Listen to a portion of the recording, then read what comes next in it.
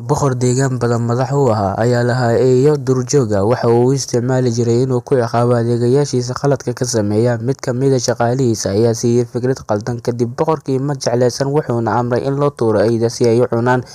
Adeegihii ayaa ku yidhi, "Waxaan kuu shaqaynayay 10 sano, sidan ayaad iigu samaynaysaa. Fadlan i sii 10 cisho horta intaadan eyda igu quudin." Boqorkii waa ka aqbalay shaqaalihii. Waxa uu u tagay waardiyihii halka eyda ku xariisnaa. Waxa uu ka codsaday in uu si sir ah eyda u xanaaneeyo 10 cisho, maadaama ay si wanaagsan isku yaqaanaan. Waardiyihii waa uu ka aqbalay. Wuxuu bilaabay inuu eydii quudiyo, nadiifiyo, u qaabeeyo, una sameeyo wax kasta oo uu caawin karo isaga.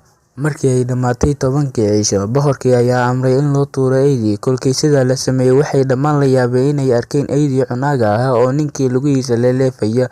Boqorkii ayaa yidhi, "Maxaa ku dhacay eydii?" Ninkii ayaa ugu jawaabay, "Waxaan eydani u shaqaynayay oon xanaaneynayay 10 cisho, mana hilmaamin adeegaygii. Adigana waxaan kuu adeegayay 10 sano, waadna hilmaamtay wax kasta. Waxaadna igu ciqaabaysaa oo si fool xun. Nafta iiga qaadi lahayd hal khalad aan sameeyay. Adigana waxaan kuu shaqaynayay 10 sano, waadna hilmaamtay wax kasta. Waxaadna igu ciqaabi lahayd oo si fool xun. Nafta iiga qaadi lahayd hal khalad aan sameeyay."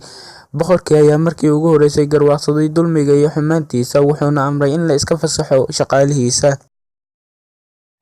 Haddii aad kun wanaag samayso, dadka qaarkii way hilmaamaan, laakiin haddii aad hal qalad samayso, weligood ma hilmaamaan ama way kugu ciqaabayaan.